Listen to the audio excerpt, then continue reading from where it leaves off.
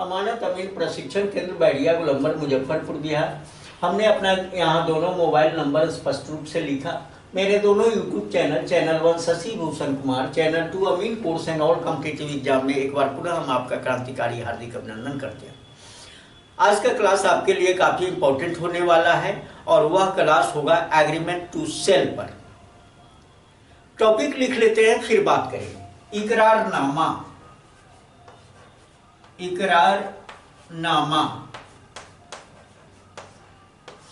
या इसको कहते हैं बयाना,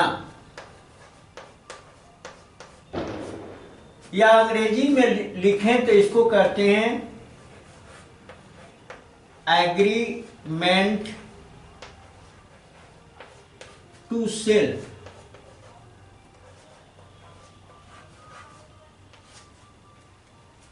आज इसी पर हम डीपली डिटेल्स बात करेंगे।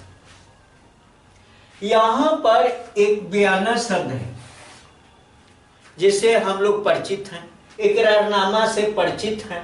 एग्रीमेंट टू सेल, एग्री करते हैं, सहमति बनती है। सहमति किसके बीच बनती है? सहमति बनती है जमीन, जायदाद, संपत्ति, प्रॉपर्टी खरीदने वाले और बेचने वाले के बीच में, और बयाना की रकम भी बीच में ही, दोनों के बीच में ही दी जाती है। अब यहां पर मैं आपको बता दूं कि किसी जमीन की कीमत वो तय की गई और तय के अकॉर्डिंग अगर खरीदने वाले के पास अमाउंट है तो आज के डेट में मैं कहता हूं कि उसमें देर न करते हुए पैसा पेमेंट करे, जमीन लिखा ले निबंधन कार्यालय में जाकर। फाइनल हो गया, एक प्रक्रिया वो हो गई कि भाई जब पैसा दिया, जमीन ले लिया। दूसरी प्रक्रिया है कि खरीदने वाले के पास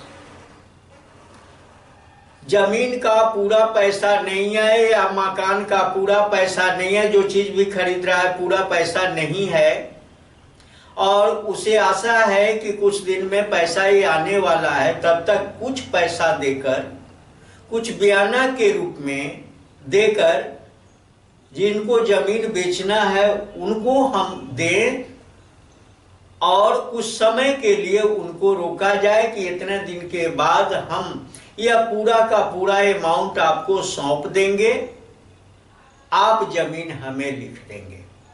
और दोनों पार्टी के बीच में आम सहमति बन जाती है। खरीदने वाले और बेचने वाले के बीच में आम सहमति बन जाती है, बयाना दे दिया जाता है और एक डेट फिक्स कर दिया जाता है कि इतना अवधि के अंतर्गत, इसी समय के अंतर्गत जमीन फिर रजिस्ट्री हो जाएगी। तब इसमें करना क्या चाहिए? मान लिया कि जैसे जैसे आज के डेट में हम देख रहे हैं कि बहुत जगह बहुत नकली काम होता रहा, इसलिए आज जो भी काम करें, एक छोटा काम हो या बड़ा काम हो, एकदम बिल्कुल ठोक कर ही काम करना ज़्यादा उचित रहता है। बिल्कुल साफ सुथरा काम करना उचित रहता है। तो दोनों के बीच में जो आम सहमति बनती है, एक डेट तय होता है और उस जमीन के या मकान के एवज में जो बयाना दी जाती है, अब इसके लिए एक पेपर बनवा लिया जाता है जो एग्रीमेंट पेपर कहलाता है। सेल का एक पेपर होता है, इसको बनवा लेना है कि ताकि ये बयाना भी ना डूबे, दोनों पार्टी इकरार किया ये खराब नहीं हो, और समय पर आप पैसा भी पेमेंट कर दें और जमीन भी आपको मिल जाए। इसके लिए एक सिस्टम ही चला जिसे हम इकरारनामा कहते हैं, या बयाना कहिए या एग्रीमेंट टू सेल कहिए। अब एक बनता कहां है? दो तीन चीजें बनता कहां है? तो नोटरी के पास बनवा लीजिए, बिल्कुल अटेस्टेड किया हुआ, कहीं कोई दिक्कत नहीं होगी। अब इसका फुली विवरण, पहले तो जगह बता दिया कि कहाँ बनवाया जाए। कोर्ट में जाइए, नोटरी के समक्ष जो है खरीदने वाला बेचने वाला दोनों प्रेजेंट होगा, 2 गवाह भी प्रेजेंट होगा और उसके समक्ष पूरा एग्रीमेंट पेपर तैयार किया जाएगा, जिसमें टिकट भी लगा दिया जाएगा, स्टाम्प लगा दिया जाएगा और वो बिल्कुल कंप्लीट रूप से उसे तैयार कर लिया जाएगा।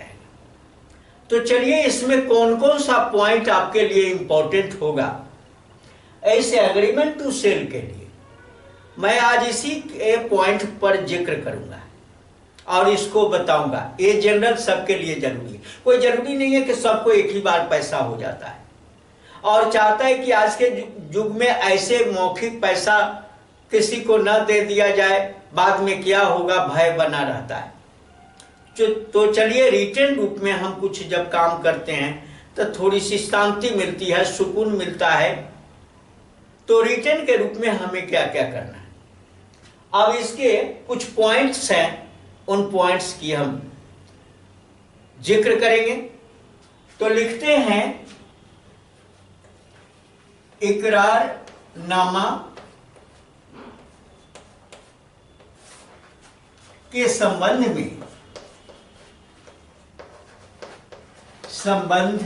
में कुछ महत्वपूर्ण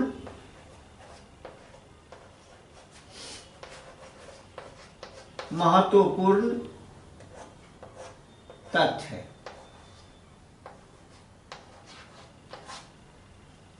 अब यहां पर सबसे पहला है कि ये बनवाता कौन है, पहले इसका जिक्र हम करेंगे। ये कौन बनवाता है, कारण कि बयाना आप दे रहे हो, कैश आप दे रहे हो, वो तो जमीन उस समय लिख नहीं रहा है,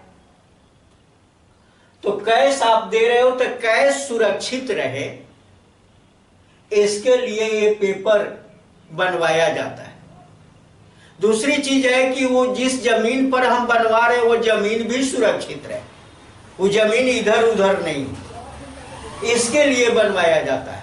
तो बनवाता कौन है, यानी जमीन खरीदने वाला, ज्यादा उसके लिए आवश्यक, ऐसे तो दोनों के लिए है लेकिन ज्यादा आवश्यक उसके लिए।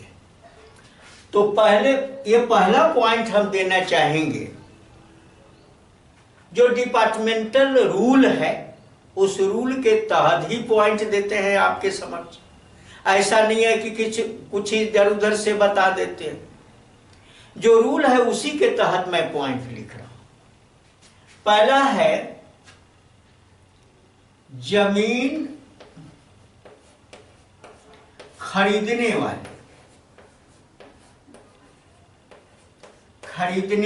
वाले का नाम और पता। अब देखिए, यहां पर जो पहला नंबर हमने दिया कि जमीन खरीदने वाले का नाम और पता, केवाला में ऐसा नहीं होता है। केवाला में पहले बेचने वाले का नाम और पता होता है। जमीन जो बेच रहा है उसको पहला पोजीशन दिया गया है, तब बेचने वाले का नाम और पता पहले लिखा जाता है।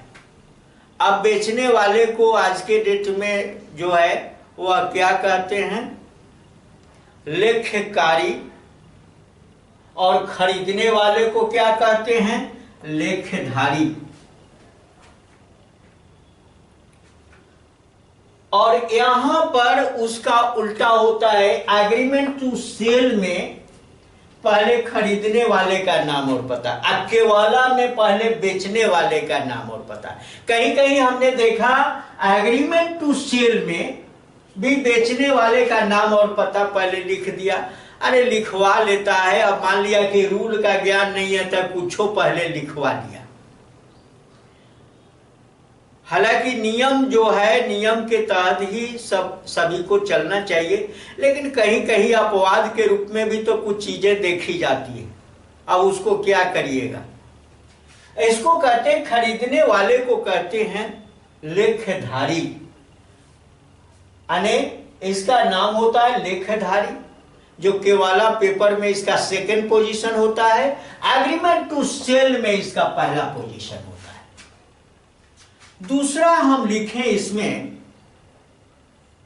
तो दूसरा है जमीन बेचने वाले। अब ये बेचने वाले ये हो गए, इसको कहते हैं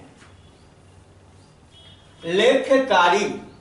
लेखन कार्य ये करेगा, और ये होगा लेखधारी, उसी लेखन को धारण करने वाला ही होगा। पहला वाले का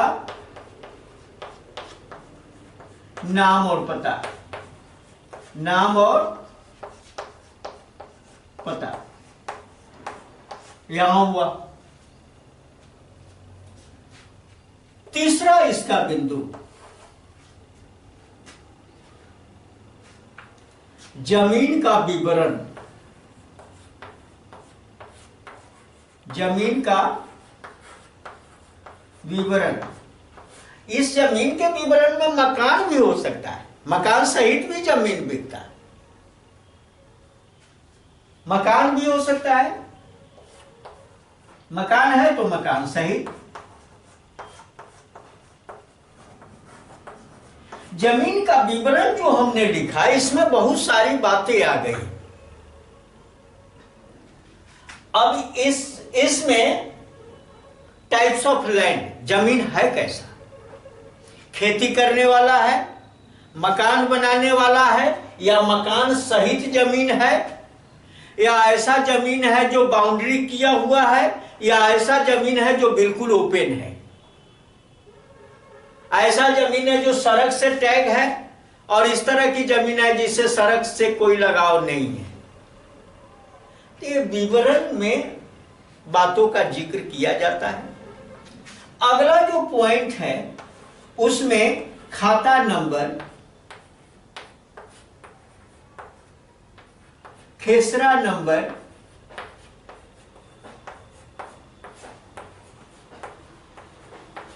रकबा,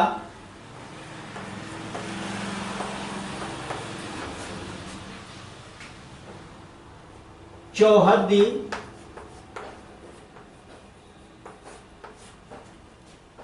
का विवरण एक भी छूटना नहीं चाहिए। नेक्स्ट, इसका अब ये सब तो बता चुके हैं, पहले बहुत सारा पढ़ाए हैं, इस पर बात तो क्या किया जाए। नेक्स्ट पॉइंट हम लेते हैं पांचवा, तय राशि।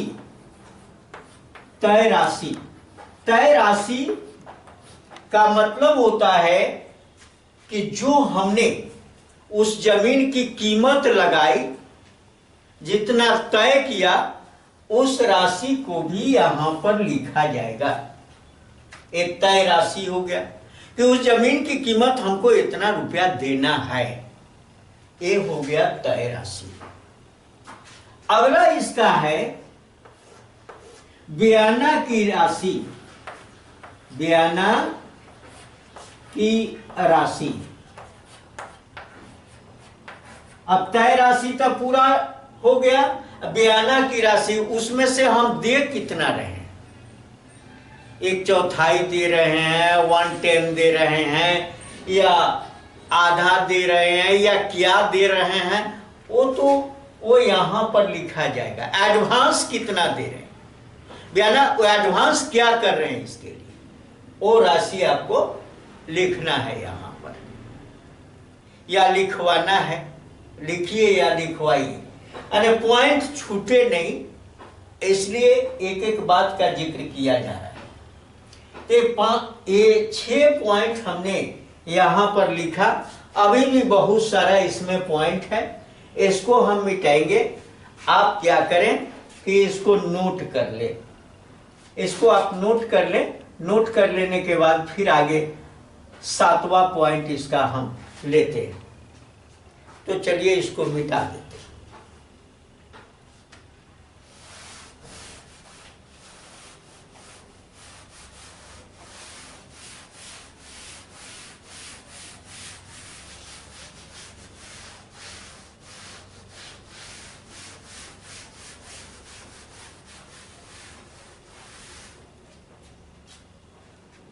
इसका 7वां पॉइंट जो होगा, 6 तक तो हम चर्चा कर चुके हैं। 7वां जो है, इसमें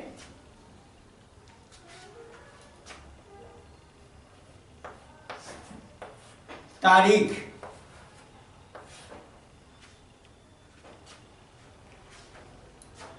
या मियाद, डेट भी उसी को मियाद कहते हैं। समय कितना दिन के लिए बना है। एग्रीमेंट टू सेल पेपर जो बना हुआ है वो कितने दिन के लिए बना है। डेट तय हो गया कि इसी अवधि के अंतर्गत स्थान भी दिया जा सकता है। स्थान क्या है? इसी के अंदर, इसी मियाद के अंदर आपको काम करा लेना है, यानी जमीन का केवाला करा लेना है। बयाना के अलावे जो रेस्ट अमाउंट है वो देकर काम अपना फाइनल करा लेना है। नेक्स्ट, दोनों की सहमति से, दोनों की सहमति से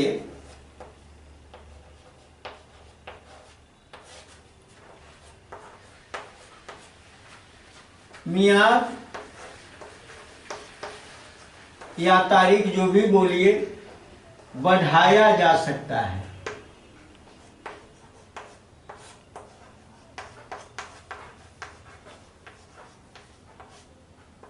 बढ़ाया जा सकता है। चलिए भाई, दोनों की आपसी अगर सहमति हो तो उस एग्रीमेंट पेपर पर जो मियाद है, जो समय निर्धारण किया गया है कि इसके अंतर्गत ही काम करना है, उसको आप बढ़ा सकते हो।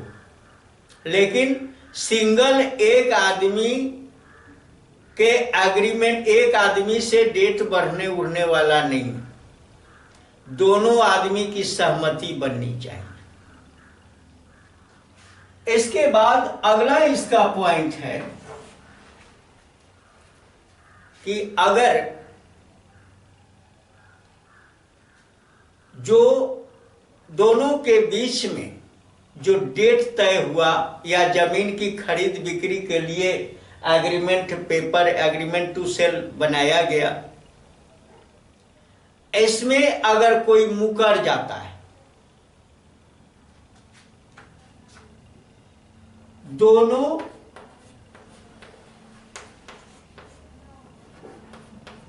पार्टी में किसी एक के मुकरने पर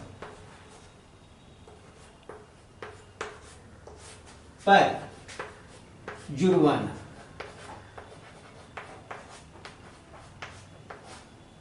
अब ये भी स्पष्ट लिखा रहता है। दोनों पार्टी का मतलब होता है खरीदने वाला और बेचने वाला। अगर खरीदने वाला, अब जुर्माना की बात आती है तो आप जुर्माना अमाउंट भी इसी के साथ तय कर सकते हो। दोनों आदमी का प्रेजेंटेशन है, दोनों आदमी उपस्थित हो। अगर मान लिया कि खरीदने वाला जो है वो कहेगा कि हम जो बयाना रकम दे रहे हैं अगर ये समय पर नहीं लिखे, समय पर जमीन हमको नहीं दिए, लिखने से मुकर गए, तो बयाना रकम का 10 गुना, 5 गुना, 4 गुना, 2 गुना हम लेंगे। स्पष्ट रूप से लिख दिया उनके समक्ष, तय हो गया। अगर वो बेचने वाला कहा कि हम अगर ये हमने जमीन इनको दे रहे हैं, ये लेना ही नहीं चाह रहा है, लेने से अब कतरा रहा है, तो उस कंडीशन में जितना बयाना दिया हुआ है या हर्जाने के रूप में उसके अलावे इतना अतिरिक्त रकम हम इनसे वसूल कर सकते हैं। दोनों की सहमति बन गई, स्पष्ट रूप से लिखा गया इसमें जुर्माना की रकम। लेकिन आम तौर पर जो एग्रीमेंट पेपर बनता है, इसमें जुर्माना क्या होता है मैं आपको बता देता हूं। जुर्माना की रकम में अगर बेचने वाला मुकर जाता है, बेचने वाला, ये दोनों में से कोई एक मुकरेगा, दोनों मुकर गया तो मामले खत्म हो गया। दोनों में से कोई एक ही मुकरेगा। अगर जो खरीद रहा है वह मुकर गया तो बयाना की रकम गायब उसकी, जो बयाना दिया गया है वो बयाना उसका खत्म हो गया। अगर खरीदने वाला, ये तो खरीदने वाले की बात हो गई, कारण खरीदने वाला बयाना दिया है तो बयाना उसका गायब होगा। अगर बेचने वाला मुकर गया तो इसके एगेंस्ट में वह कोर्ट में, सिविल कोर्ट में जा सकता है, और सिविल कोर्ट में जाने के बाद कोर्ट के आदेश से जबरदस्ती उससे, आपको सिविल कोर्ट का जैसे आदेश होगा लिखना पड़ेगा, भागने से काम नहीं चलेगा। ये रहता है एग्रीमेंट टू सेल का पावर। भाग के आप कहां जाओगे, लिखना तो पड़ेगा ही, आपको निश्चित रूप से लिखना पड़ेगा। लेकिन हां, एक बात और मैं जोड़ दूं इसमें, 10वां पॉइंट। 10वां पॉइंट है कि ये मियाद जो है, ये समय अवधि जो है, ये तारीख जो तय है उसमें मियाद की जो अवधि है, वो टाइम जो फिक्स किया हुआ है, अब उस टाइम के अंतर्गत आपको क्या करना है कि बेचने वाले को, अगर वो ये खरीदने वाला देख रहा है कि भाई हमको जमीन लेना बहुत जरूरी है, और पार्टी इधर उधर कर सकता है, दिमागे ये पेपर भी तैयार करवा लिया या करवा रहा है, और उसके ब्रेन में शंका चल रही है कि बाद में पार्टी इधर उधर कर सकता है, तो उस कंडीशन में ये पेपर तो तैयार हो गया, लेकिन क्या करेगा कि तहसील कार्यालय में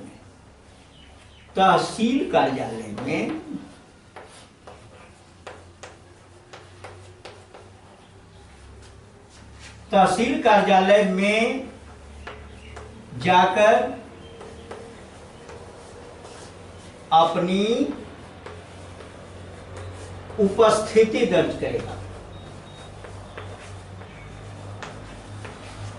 उपस्थिति दर्ज करवा सकता है,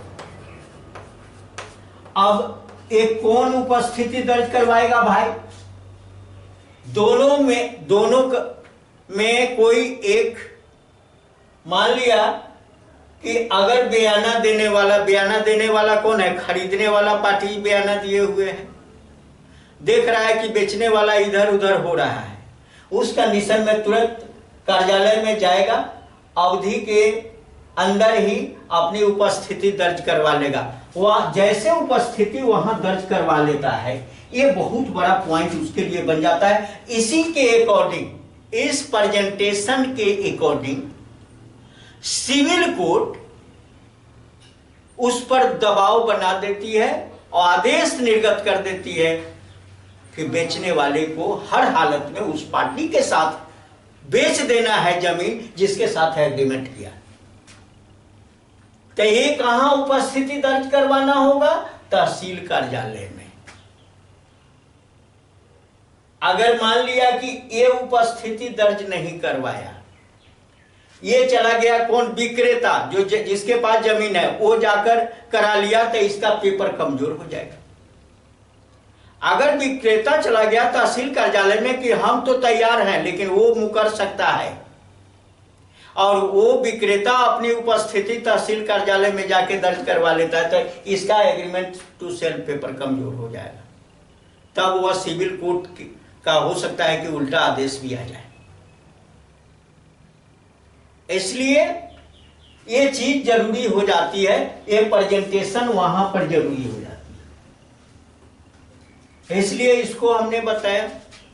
अगला इसी पर पॉइंट है कि कोर्ट सिविल कोर्ट के आदेश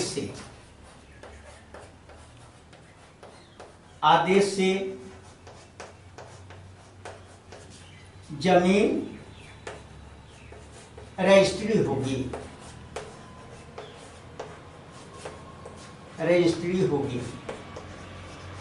कारण कि ये पेपर इतना मजबूत हो जाता है कि कोर्ट को भी आदेश देना पड़ता है कि नहीं, रजिस्ट्री होना ही होना है। लेकिन अगर मौखिक आप दे चुके हैं, कोई पेपर नहीं बनाए हैं, तो उस कंडीशन में जमीन उसको अब जो तय राशि है, या तय राशि हमने बताया, उससे ज्यादा कोई देने के लिए तैयार है, तुरंत आपसे वो अलग हट के उसको दे देगा। जो ज्यादा देगा तुरंत बात बदल लेगा। तो ये मौखिक में यही होता है, अदलाव बदलाव होता रहता है। लेकिन ये चीज रिटर्न हो रहा है, तो उस जमीन का कीमत चाहे जितना ज्यादा बढ़ जाए, वो जमीन आप ही को मिलेगा, कारण कि आपने ये बनवाया है। वो चीज आपको मिलेगा कारण कि आपके साथ वो एग्रीमेंट किया है। और अगला पॉइंट इसका होता है, अगला पॉइंट दोनों पार्टी का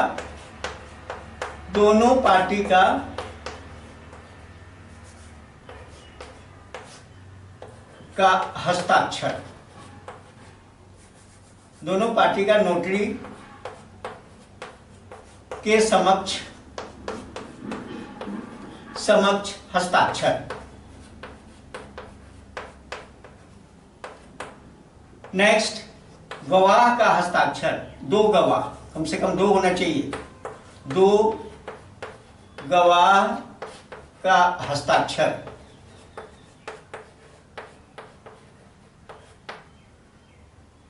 अगला, निर्धारित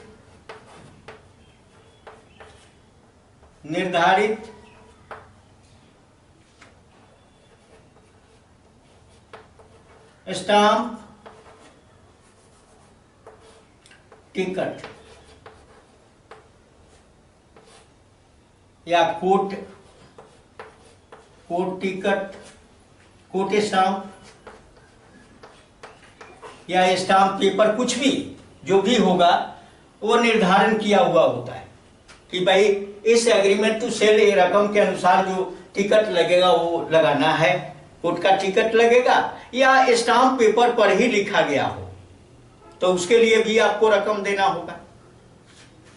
तो ये चीजें हो जाती है। सिग्नेचर हो गया। अब ये पेपर आपके लिए काफी इंपॉर्टेंट बन जाता है। इसमें पूंजी डूबने का कोई भय नहीं रहता। अगर मान लिया कि अगर ये पार्टी जमीन बेचने वाला मुकर भी जाता है, तो अगर आप बयाना का 5 गुना अमाउंट उसमें लिखवाए हुए हैं, तो कोर्ट जुर्माना लगा दे सकती है कि इतना आपको देना ही देना है, निश्चित रूप से। तो चलिए, अभी जो हम इकरारनामा बयाना एग्रीमेंट टू सेल पर पॉइंटली बात किया आपसे, और एक लास्ट बता दें आपको, अगला नोटरी द्वारा सत्यापित। नोटरी द्वारा सत्यापित। बस काफी है इतना ही पॉइंट, और इतना इसी के अकॉर्डिंग अगर आप करा लेते हैं तो आप आज के डेट में जो नकली युग चल रहा है, इसमें कोई पैसा देकर कोई इधर उधर कर सकता है, आपके साथ धोखाधड़ी कभी नहीं होगी। जब इसके आखिर आप पैसा खर्च कर रहे हो तो ये काम क्यों नहीं करोगे? पैसा देकर अशांत रहें, क्या होगा, जमीन मिलेगा कि नहीं मिलेगा, कि पैसा भी डूब जाएगा, इस चिंता में हम क्यों पड़ने जाएंगे? हम पैसा खर्च करेंगे तो लीगल पेपर तैयार करवा लें, कारण कि पैसा दे रहे हैं ना, इसके लिए लीगल पेपर तैयार करवा लेना है, फिर टाइम पर जमीन रजिस्ट्री करवा लेना है। इसी का नाम है बयाना, एग्रीमेंट टू सेल या इकरारनामा। अगर पॉइंटली बात किया आपसे, ये आपके लिए अगर ये वीडियो उपयोगी है, लाभप्रद है, ज्ञानवर्धक है, आपके ज्ञान में चार चांद लगाता हो, तो इस वीडियो को लाइक करें, अपने मित्रों के साथ शेयर करें, और हमारे चैनल पर नए हैं तो दोनों चैनल जो अमीन कोर्स के लिए फेमस चैनल है, इसे बारी बारी से सब्सक्राइब करें।